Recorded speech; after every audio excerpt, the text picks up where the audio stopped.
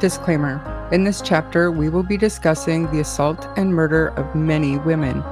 This chapter may be triggering for some listeners, and this will be the only warning, so please do not listen if you're sensitive to this topic. What are we talking about today? What do you think? I have a little bit of insider information, but I'm going to let you go ahead and say it. I'm super excited about this one. I don't know. I hope it's kind of interesting, but I feel like it's a tale overtold. But we are going to be going over the Green River Killer today. Yay! But overtold when it first happened. You know what I mean? Like, he has not been in the news for a very long time, so it's still fresh. That is fair. It's something I feel like was over discussed, I guess, in people like my age, just because I don't know. When I was growing up, we all would watch Eight Simple Rules, and the redheaded girl on that show was in Green River Killer as one of the victims, like the Right. movie remake.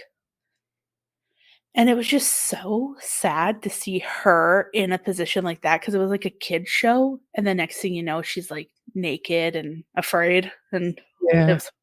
it was horrible. So I I think was that's why actually I was actually surprised that she was she was in in that movie because of who she played on TV. Do you know what I mean? It yeah, no, was totally. It broke my heart. It made me feel like it made a remake movie feel more real. I don't know. that makes Sad. sense. Yeah, it makes sense. So let's get into some background information and tell the story.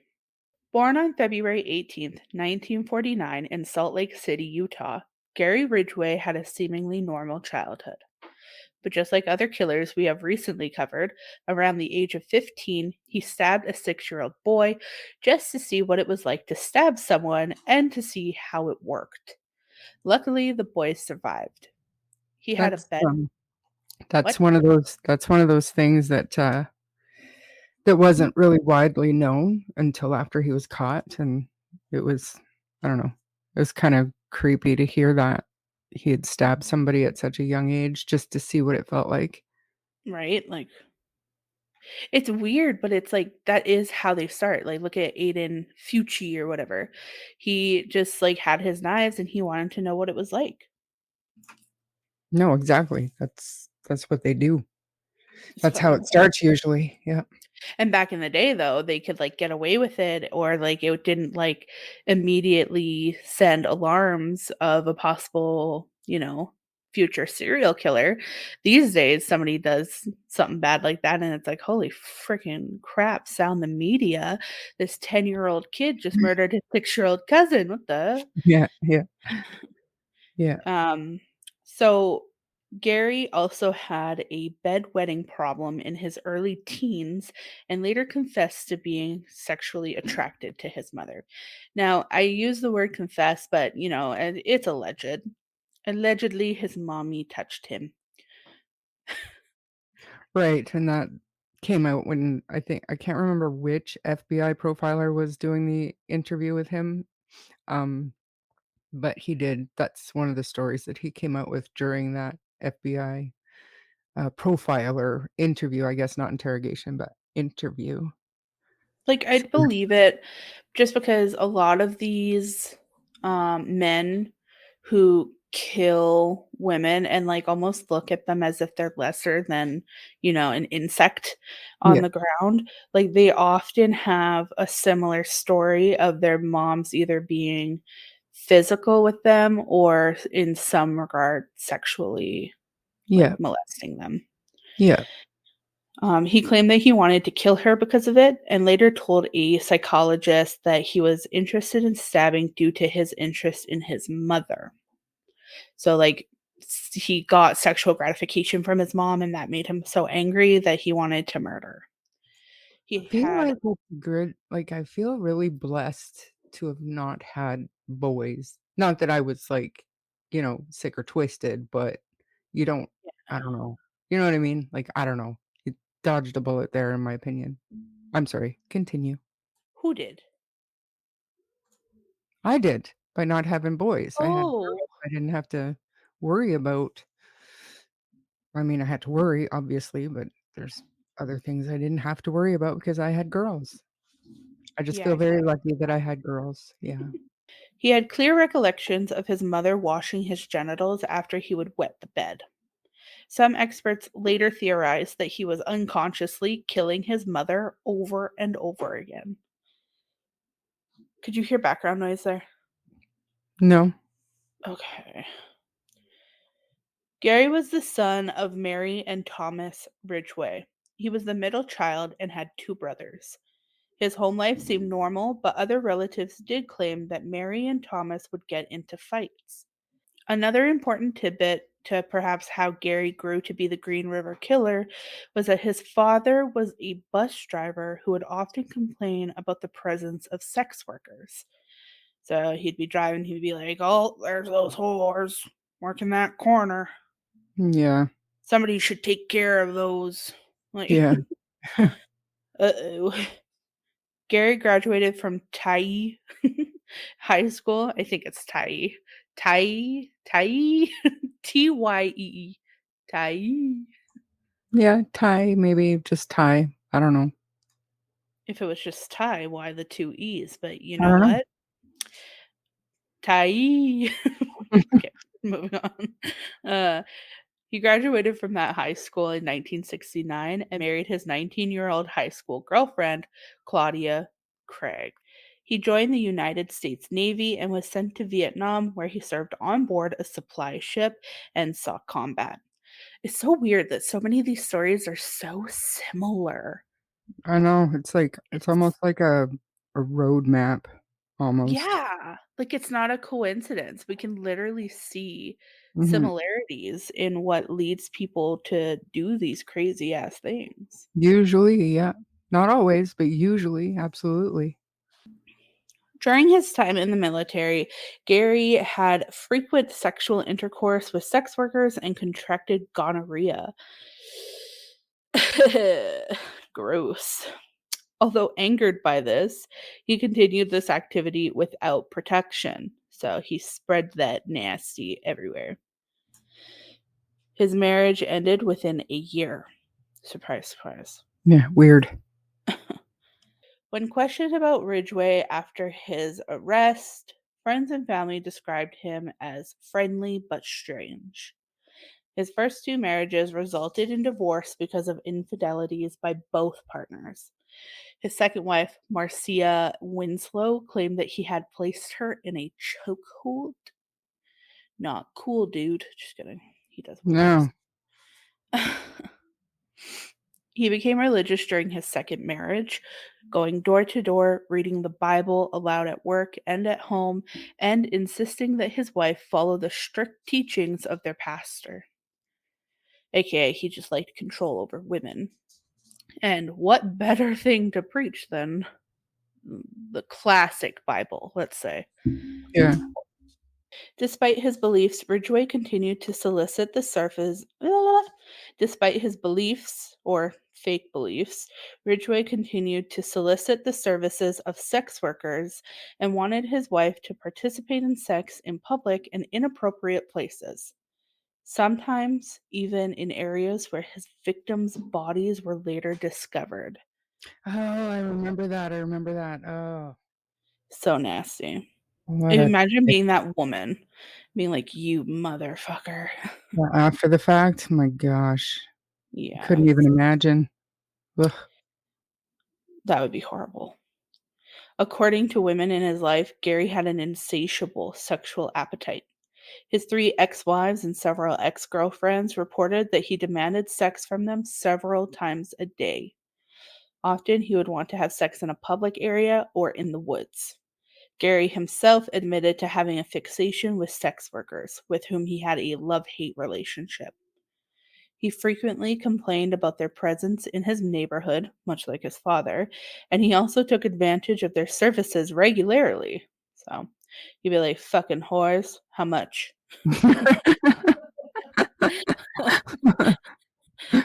Oh, what a pig. Not that I think that prostitutes are whores. I mean, like, all I'm saying is that usually, like, men who hate prostitutes, they're like, "Those dirty sluts," like, that's what they say. Gary Ridgway said he hated prostitutes and didn't want to pay them for sex. Some have speculated that Ridgway was torn between his lusts and his staunch religious beliefs. Right. Um, yeah, okay, I guess. possible. Ish. With his second wife, Marcia, he actually had a son named Matthew. Now imagine if he would have had a daughter there You know, there are many serial killers who did have daughters. Some of and them didn't did touch 'em. abuse them, but some of them didn't, Yeah, word. so I just feel like he would have been the type to yeah, do it, I guess. yeah, and I mean, you're gonna get into it, I'm sure, but this guy had absolutely no moral compass when it came to his kid, so, I Mhm. mean, yeah. Yeah, we can talk about it more after. If I miss something and you wanna talk Yeah, about something, you can take over for a bit. Um, but diving back in, let's touch on the 1980s and 1990s. Ridgway is believed to have murdered at least 71 teenage girls and women near Seattle and Tacoma, Washington. In court statements, Ridgway later reported that he had killed so many that he lost count. A majority of the murders occurred between 1982 and 1984. The victims were believed to be either sex workers or runaways whom he picked up along Pacific Highway South. Ridgway sometimes showed the women a picture of his son to trick them into trusting him. They would engage in sexual activity. Ridgway would wrap his forearm around the front of their necks and use the other arm to pull back as tightly as he could, strangling them. He and killed that's what more. I was talking about actually with his kid. He Oh, would like show showing photos and being like, yeah. "Hey."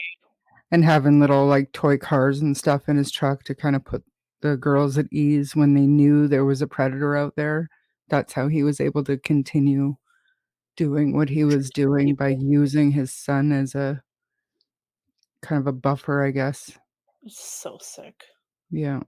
There was you might get into it, but there was even one time that his son was in the truck when he picked one up. Oh, yeah.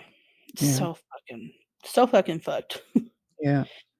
Most of their bodies were dumped in wooded areas around the Green River, um, in Seattle Tacoma International Airport, or by there, and Mhm. other dump sites within South King County.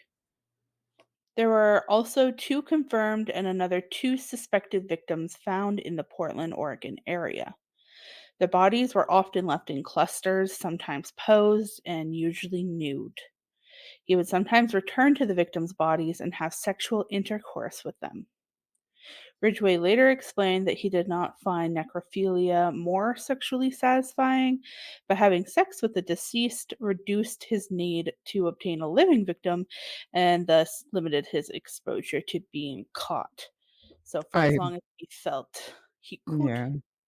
he I would. think I think later he also he actually man, I wish I could remember which interrogations were which, but he had also said that, when he would go back to one of his victims' bodies, he would he was saving money, basically, almost like girl math, kinda twisted, but he wouldn't have to pay for it. I mean, No, not that he'd no, have to I pay get for it it. anyways, but you know what I mean? He actually said that That and he wouldn't have to risk it, so, like, literally, like, I get yeah, it, I wish I didn't get it, like, it shouldn't make sense, but, like, it yeah, makes sense. unfortunately, Ugh, makes sense. gross. Still a pig, what a Um, pig. because most of the bodies were not discovered until only the skeletons remained, 2 victims are still unidentified, like, to this day. Ridgway occasionally contaminated the dump sites with gum, cigarettes, and written materials belonging to others, and he even transported a few victims' remains across state lines into Oregon to confuse the police. In the early 1980s, the King County Sheriff's Office formed the Green River Task Force to investigate the murders. Task force members included Robert Keppel and Dave Reichert, who periodically interviewed incarcerated serial killer Ted Bundy in 1984. According to Keppel, Bundy actually volunteered himself to take part in the investigation. Keppel described receiving the shocking request from a detective of the Seattle Police Department. It was a letter from a wannabe consultant and the most unlikely person I ever expected to be of assistance in the Green River murders. The letter came from a cell on death row in Florida, and the sender was Theodore Robert Bundy. I was stunned. That's what he ended up saying. Yeah, and there was a movie made about that. It was called The Riverman because Mhm. that's what Bundy called the Green River Killer. The The river River your Man. or he'd call him your Riverman. It's actually kinda creepy, his insight, and that's It's so on point, I know. mhm. I'll let you continue, but yeah, creepy.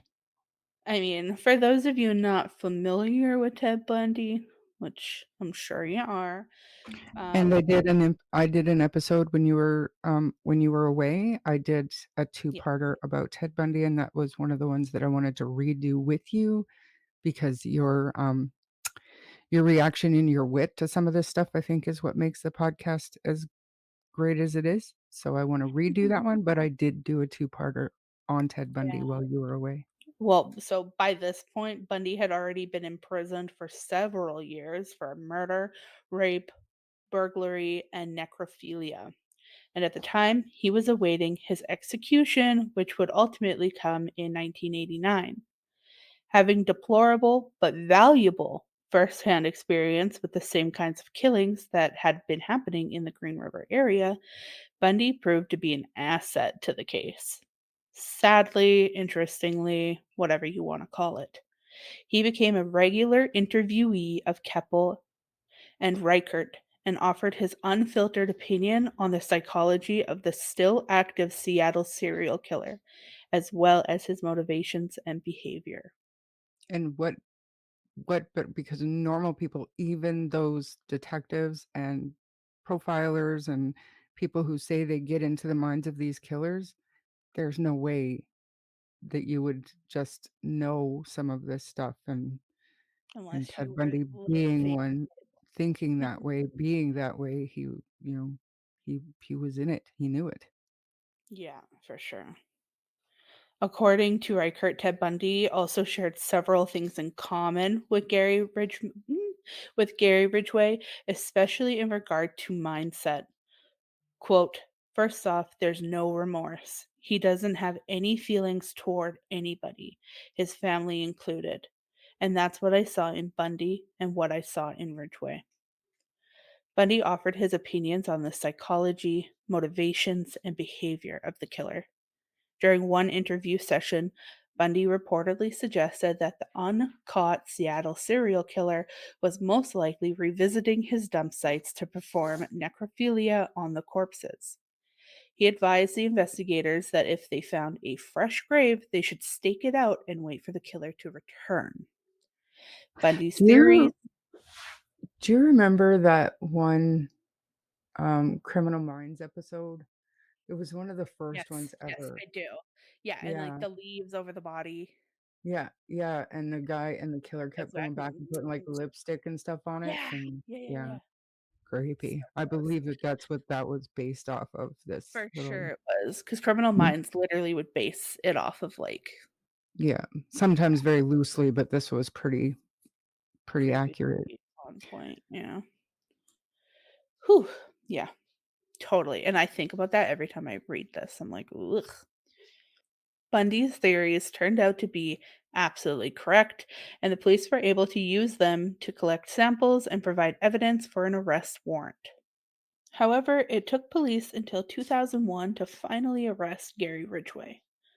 Ridgway was arrested in 1982 and 2001 on charges related to prostitution. He became a suspect in the Green River killings in 1983. In 1984, Ridgway passed a polygraph test because those tests are not reliable. Oh my God. On April 7th, 1987, police took hair and saliva samples from Ridgway. Around 1985, Ridgway began dating Judith Mawson, who became his third wife in 1988. Mawson claimed in a 2010 television interview that when she moved into his house while they were dating, there was no carpet. Detectives later told her he had probably wrapped a body in the carpet. In the same interview, she described how he would leave for work early, um, I guess for overtime pay. So that was his excuse. Mawson Mawson speculated that he had no, that he must have committed some of the murders while supposedly working these early morning shifts. She claimed she had not suspected Ridgway's crimes before she was contacted by authorities in 1987 and had not even heard of the Green River Killer before that time because she did not watch the news. Which To is, me, like, weird. bizarre being a woman, even BTK's wife knew because BTK was saying lock your doors and stuff because he knew it was common knowledge that somebody, i.e. Here's what he. I think the difference was. BTK really cared about people recognizing his craft almost. Like he really seen it like that he wanted people to know. Gary was more controlling of his women and probably tried to hide it more. Like he was more of like a coward under the grass, slithering around, trying to do what he could do. And it's very possible that he was controlling and manipulative in those marriages, didn't let her have girlfriends, didn't let her watch TV, listen to things. And if that were the case, then I would understand how she didn't know. Any other reason, like if he was just a normal husband and like serial killer by night, my God, lady, turn on the news. No doubt. Listen to a podcast. Just kidding. Author Penny Moorhead interviewed Ridgway in prison, and he said while he was in the relationship with Mawson, his kill rate went down and that he truly loved her. Of his 49 known victims, only 3 were killed after he married Mawson. Mawson told a local television reporter, quote, "I feel I have saved lives by being his wife and making him happy." I just want to say that, like, I don't know, that rubs me the wrong way just a little bit. Like, maybe she's the nicest person ever, but, like, to me, saying that is insensitive to his other wives because it almost sounds like, he killed more prostitutes while he was with certain wives. Mm, I don't know. yeah, It's weird. yeah, weird. The samples collected in 1987 were later subjected to DNA profiling, providing the arrest nope, providing the evidence for his arrest warrant. On November 30th, 2001, Ridgway was at the Kenworth Truck Factory where he worked as a spray painter when police arrived to arrest him. Ridgway was arrested on suspicion of murdering 4 women nearly 20 years earlier after being first identified as a potential suspect when DNA evidence conclusively linked semen left in the victims to the saliva swab taken by the police. Now, again, that was like years later that they finally got to his swab, I believe, and then they arrested him. The 4 victims named in the original indictment were Marcia Chapman, Opal Mills, Cynthia Hines, and Carol Ann Christensen. 3 more victims, Wendy Cr- hmm, 3 more victims, Wendy Caulfield, Deborah Bonner, and Deborah Estes, were added to the indictment after a forensic scientist identified microscopic spray paint spheres as a specific brand and composition of paint used at the Kenworth factory during the specific time frame when these victims were murdered. So like that's cool. That's awesome that they were able to use, like, forensics and science to Oh, use some yeah. very detailed, interesting, I don't know, It resume. is. It's crazy how they were able to do that, actually. Yeah, and very good thinking, on whoever was, like, taking evidence. Because these days you see some crime scenes absolutely just get tanked because they miss, bagging it correctly. Yeah. As Mawson put it, Ridgway was the perfect husband and had always treated her like a newlywed, even after they'd been together for 17 years. In reality, Ridgway later confessed he had been tempted to kill Mawson and only passed because it might have increased his chances of getting caught. So she's like, he was great. And he's like, yeah, I thought about murdering her a few times, but I had to stop myself. Yeah, stellar husband. After his cooperation, he was given 48 life sentences that would be served consecutively. Then 10 years was added to each sentence for the crime of tampering with evidence, aka fucking the bodies, and more, and other things. Oh my god. Yeah, it's gross. This would increase his overall prison term by 480 additional years. And in 2011, a 49th body was found that they linked to Ridgway. So that added yet another life sentence to his prison term. When his trial was over, Gary had confessed to more confirmed murders than any serial killer in America at that point. He claimed that murdering young women was his real career. In part two, we're going to dive more into Gary Ridgway's victims and his monstrous crimes that spanned over his life. So I figured in part two, we can go through the victims, name names, and hit all those bases. Cool.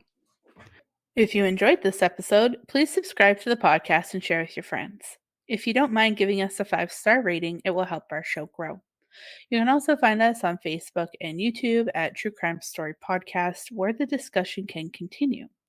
If you wish to contact us, you may do so via Facebook or email at truecrimestorypod@gmail.com. I'm Bree, And I'm Char. and we'll see you in the next chapter. Bye. Bye.